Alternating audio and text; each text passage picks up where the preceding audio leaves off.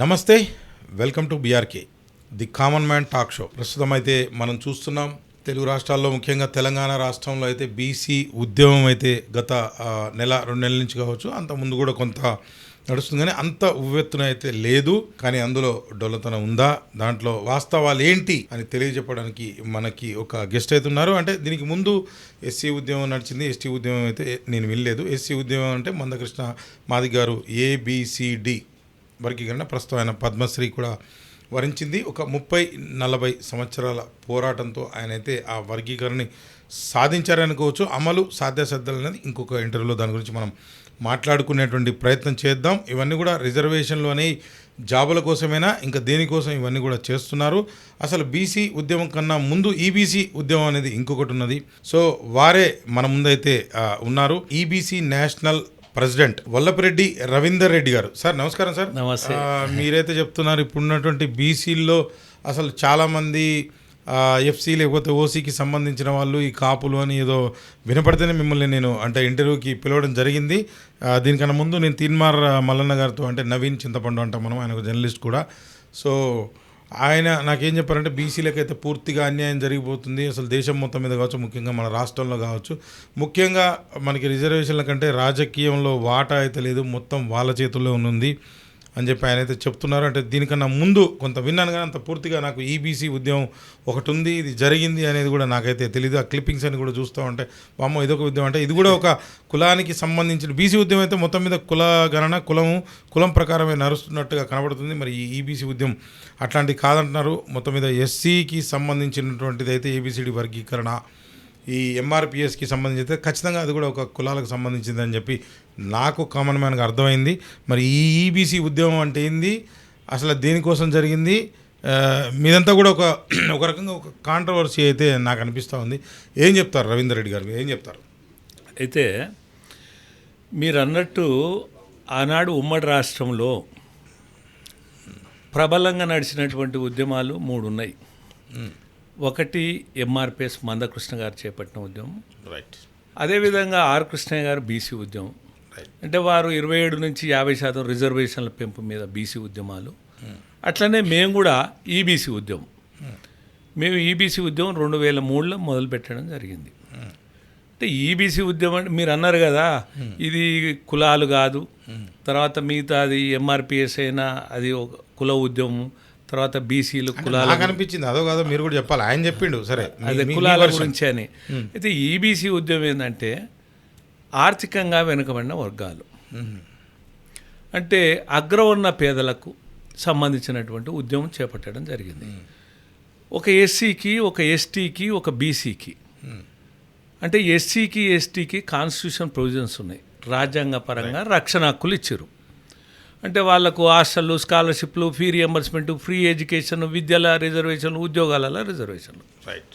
అదేవిధంగా బీసీలకు కూడా అంటే 1992 మండల్ కమిషన్ అనంతరం వాళ్ళకు కూడా కొన్ని చట్టాల రూపేణ వచ్చిన తర్వాత వాళ్ళకు కూడా విద్యా ఉద్యోగాలలో రిజర్వేషన్లు సంక్రమించడం జరిగింది.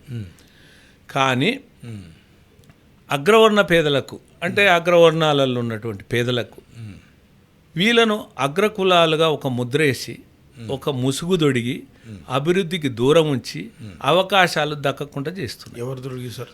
అంటే రాజకీయ పార్టీలు, ప్రభుత్వాలు. ఈ రాజకీయ పార్టీలు కానీ ప్రభుత్వాలు కానీ ఓట్ల కొరకు కొంగజపం చేస్తూ ఈ వర్గాలను విస్మరించినాయి. ఈ వర్గాలను విస్మరించడం అంటే ఏంటంటే వీరిని నిరాదరణ, నిర్లక్ష్యానికి గురి చేయడం జరిగింది. అంటే వీరు కూడా ఇప్పుడు అగ్రకులాలు అనే వాళ్ళు భారతదేశంలో తీసుకున్న, ఆనాడు ఉమ్మడి రాష్ట్రంలో తీసుకున్న, ఈనాడు తెలంగాణ. రైట్ సార్, ఒక్కటి చిన్న డిస్టర్బ్ చేస్తున్నాం. మీకు ఇందాక కులము అనేది ఎందుకు చెప్పాను అంటే, ఎస్సీ కావచ్చు, ఎస్టీ కావచ్చు, బీసీ కావచ్చు, మేము సామాజికంగా వెనకకి నెట్టిబడ్డ వాళ్ళము, మాకు కూడా సమాజంలో ఒక ఉన్నతమైన స్థానంలో ఒక గౌరవం అనేది దక్కాలి, కాబట్టి మేము రిజర్వేషన్ల కోసం పోరాటం చేస్తున్నాము. అది ప్రైవేట్లో సాధ్యం కాదని నాకు అర్థమైంది.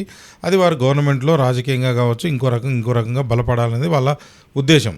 ఈ ఎకనామికల్లీ బ్యాక్వర్డ్ ఏదైతే ఉన్నదో, మీరు ఏదైతే చెప్తున్నారో, ఇది అన్ని కులాల్లో ఉంటుంది. అది ఓసీ కావచ్చు, ఎస్సీ అన్ని కావచ్చు, కులాలు. ఎస్టీ కావచ్చు, ఇంకేదైనా కులం కావచ్చు. అన్ని కులాలు. అంటే మీరు ఓన్లీ అంటే మీరేం చెప్తున్నారంటే అగ్రవర్ణాలు కులాలు అనే ముచ్చటే చెప్తున్నారు. ఇది కొంచెం కన్ఫ్యూజన్ నాకు. అంటే ఎస్సీలకు అన్ని సౌకర్యాలు ఉన్నాయి, ఎస్టీలకు అన్ని సౌకర్యాలు ఉన్నాయి, ప్రభుత్వ పరంగా రాజ్యాంగ పరంగా. అదేవిధంగా బీసీలకు కూడా కల్పించబడ్డాయి. కేవలం ఓసీలు అంటే వాళ్ళు భారతదేశ పౌరులే, వారు రాష్ట్రాల పౌరులే, వాళ్ళు కూడా ఈ దేశ పౌరులే, ఈ రాష్ట్ర పౌరులే, ఈ ప్రభుత్వాలకు పన్నులు కడుతున్న వాళ్ళే. కానీ అగ్రకులాలలో ఉన్నటువంటి పేదరికాన్ని ప్రభుత్వాలు గుర్తించలే. అంటే అగ్రకులాలలో కూడా అనేక మంది ఆకలి చావులు ఉన్నాయి, ఆత్మహత్యలు ఉన్నాయి, పిల్లలు పెళ్లిళ్ళు చేయలేనటువంటి స్థితి ఉంది, ఉన్నత చదువులు చదువుకోలేనటువంటి స్థితి ఉంది, వాళ్ళకు హాస్టల్ లేవు, వాళ్ళకు స్కాలర్షిప్ లేవు, వాళ్ళకు ఫీ రియంబర్స్మెంట్ లేదు, వాళ్ళకు ఫ్రీ ఎడ్యుకేషన్. మీరు చెప్పేది 2009కి ముందు ముచ్చట. నేను అంటే ఎప్పుడూ లేవు, ఎప్పుడూ లేవు. అదేవిధంగా ఇప్పుడు సపోజు ప్రతిభ ఉంటుంది, రైట్, కానీ ఒక ఐఏఎస్, ఒక ఐపీఎస్, ఒక ఐఏఎఫ్ఎస్ చదువుకోవాలంటే కోచింగ్ అంటే స్టడీ సర్కిల్ లేవు. ఒక ఎస్సీకి ఉన్నాయి, ఒక ఎస్టీకి ఉన్నాయి, ఒక బీసీకి ఉన్నాయి. వాళ్ళకి ఎందుకు ఉన్నాయి అనేది కాదు మన ప్రశ్న, కానీ అగ్రవర్ణ పేదలకు కూడా కావాలి కదా. వీళ్ళకి ఎందుకు లేవు అనేది మీ ప్రశ్న. వీళ్ళకి ఎందుకు లేవు అనేది మన ప్రశ్న. అయితే ఈ నేపథ్యం వల్ల నేను ఒక విధంగా చెప్పాలంటే ఈ భారతదేశంలో ఉన్నవాళ్ళు లేని వాళ్ళు రెండే కులాలు ఉండాలి. మరి అలాంటి పరిస్థితులలో కొన్ని వర్గాలకు రాష్ట్ర ప్రభుత్వాలు కానీ కేంద్ర ప్రభుత్వాలు కానీ ప్రయోజనాలు కల్పించి కొన్ని వర్గాలను అగ్రకులం అనే ముసుగుదొడిగి అవకాశాలు దక్కకుండా చేయడం ఇది రాజ్యాంగ స్ఫూర్తికి వ్యతిరేకం అనే దాని మీద నేను 2003లో ఉద్యమం చేపట్టడం జరిగింది. 2003లో ఉద్యమం చేపట్టినాక ఆనాడు కూడా అనేక కుల సంఘాలు ఉన్నాయి. ఒక రెడ్డి నాడు ఉంది, ఒక కమ్మ నాడు ఉంది, ఒక కాపు నాడు ఉంది, ఒక బ్రాహ్మణ సమరబేరి ఉంది, ఒక ఆంధ్రప్రదేశ్ రెడ్డి సంక్షేమ సంఘం ఉంది, అఖిల భారత రెడ్డి సంక్షేమ సంఘం, అనేక కుల సంఘాలు ఉన్నాయి. అదే మన దరిద్రం. ఆ కుల సంఘాల మీరు అడిగింది, మీరు అన్నది కూడా వాస్తవమే, నేను కూడా ఏకీభవిస్తాను. నేను ఆ కుల సంఘాల సమావేశాలకు పోయిన తర్వాత ఆ కుల సంఘాలు కూడా ఏమైనా పేదరికం గురించి మాట్లాడతలేవు, ఏమైనా పెద్దరికం గురించే ఆలోచిస్తున్నటువంటి సందర్భాలల్లో మరి ఈ కులాలు ఎదుర్కొంటున్నటువంటి అగ్రకులాల్లో ఎదుర్కొంటున్నటువంటి సమస్యలు కానీ వాళ్ళకు జరుగుతున్న అన్యాయాలను కానీ ప్రశ్నించకపోగా ఈ కులం పేరు మీద పెద్దరికం అనేది అది నాకు కూడా నచ్చలే. అందుకనే నేనేం చేసినంటే అందుకు భిన్నంగా కుల సంఘాలకు భిన్నంగా ఈబీసీ అంటే ఆర్థికంగా వెనుకబడిన వర్గాల సంక్షేమ సంఘాన్ని ఏర్పాటు చేయడం జరిగింది. నేను ఏర్పాటు చేసినటువంటి క్రమంలో వివిధ పోరాటాలు చేసిన, అనేక ఉద్యమాలు చేసిన, సభలు, సమావేశాలు, ధర్నాలు, రాస్తారోకాలు, నిరసనలు, అనేక కార్యక్రమాలు.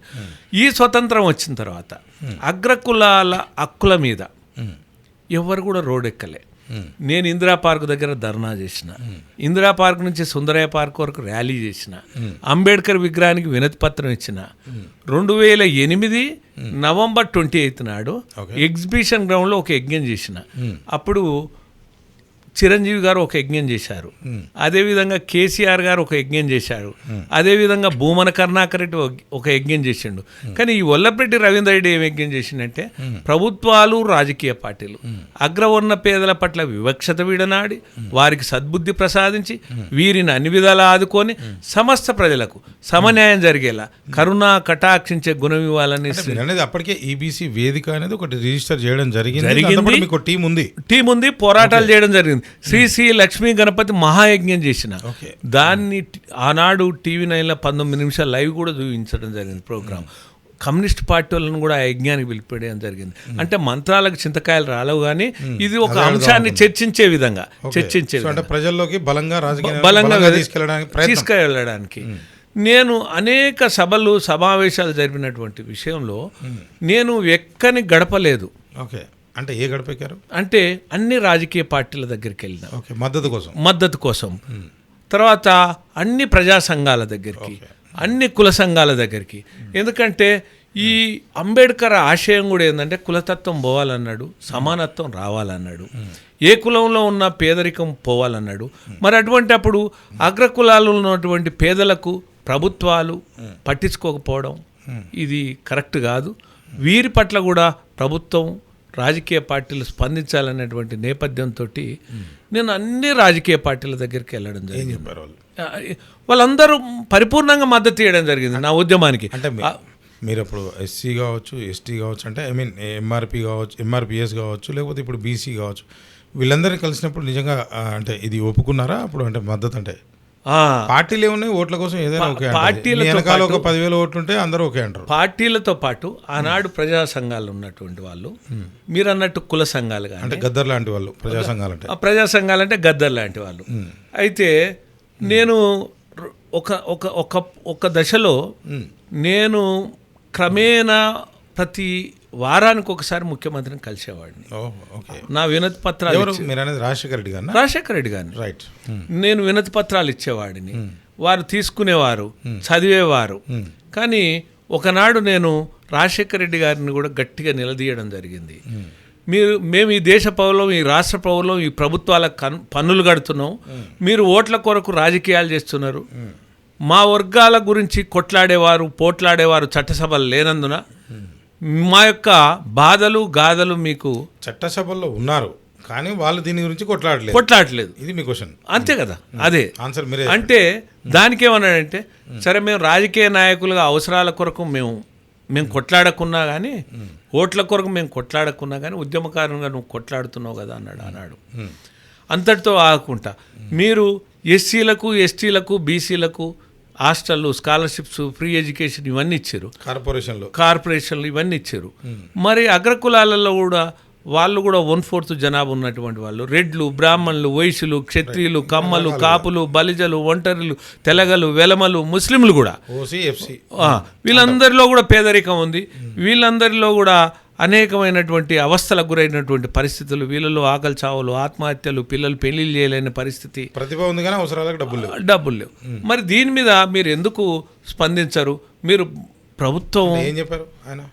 ముఖ్యమంత్రిగా మీ బాధ్యత ఉంది అని నేను అడిగినప్పుడు ఆయన, నేను ఒక రెడ్డి ముఖ్యమంత్రిగా నేను ఇవి కూడా మీకు ఈ వర్గాలకు కూడా నేను ఇవి చేస్తే ఇది మీ డిమాండ్ న్యాయమైందే, కానీ ఇప్పటి వరకు స్వాతంత్రం వచ్చిన కానిచ్చి అగ్రవర్ణాలను ఆదుకున్న వాళ్ళు ఎవరు లేరు, స్పందించిన వాళ్ళు కూడా లేరు, పోరాటం చేసిన వాళ్ళు లేరు.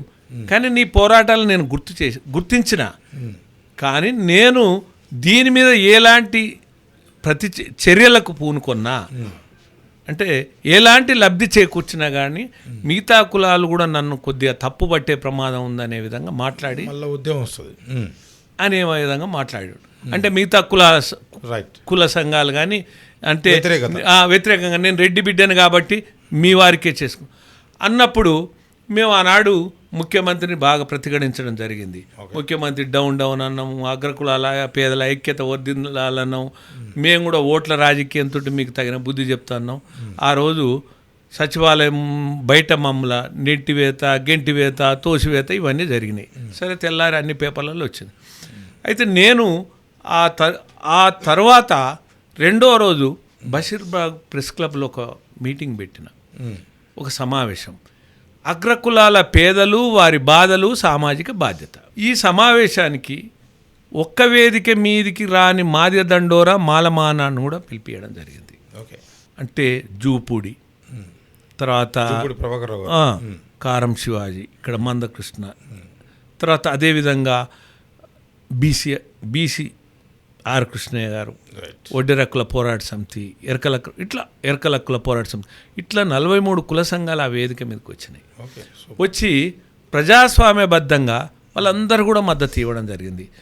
ఏ కులంలోనైనా పేదరికం ఉంటుంది, ఈ పేదరికం పోవడానికి మనం అందరం కలిసి పోట్లాడాల్సిందే, ప్రభుత్వం వీరికి కూడా ఆదుకోవాల్సినటువంటి అవసరం ఉందనేది ఆనాడు అన్ని కుల సంఘాలు కూడా మద్దతు ఇవ్వడం జరిగింది. అంటే ఇక్కడ నేను ఏమంటున్నాను సార్, నాకు అంటే మీరు ఏమని అనుకోండి, common man talk show, common man, అవును, మీ అంత నాలెడ్జ్ నాకు లేదు, నేను ఓపెన్గా చెప్తున్నా.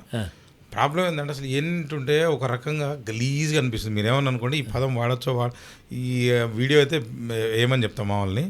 నాకేమనిపిస్తుంది అంటే ఈ ఎస్సీ కార్పొరేషను, బీసీ కార్పొరేషను, ఈ ఈడబ్ల్యూబీసీ లేకపోతే బీసీ, ఈ మధ్య అదే బీసీ ఉద్యమాన్ని మనం ముందే చెప్పుకున్నాం, తర్వాత ఎస్సీ లేకపోతే ఈఎస్టీ, అసలు ఇవన్నీ ఎందుకంటే మనకు ఒక రాష్ట్ర ప్రభుత్వం ఉన్నది. ఈ రాష్ట్ర ప్రభుత్వంలో ప్రజలందరినీ కూడా చూసుకోవడానికి ఒక పెద్దగా ఒక ముఖ్యమంత్రిని మనం డైరెక్ట్గా మన అవసరాలు మన రోడ్డు మనం వేసుకోలేక, మన నల్ల నీళ్ళు మనం తెచ్చుకోలేక, ఉమ్మడి అవసరాల కోసం కొన్ని ట్యాక్సులు కట్టి అందరినీ ఈక్వల్గా చూసి అందరికీ ఒక జాబ్ సోర్స్ క్రియేట్ చేయమని, అంటే గవర్నమెంట్ ఉన్నదైతే ఉద్యోగాల కోసం కాదు.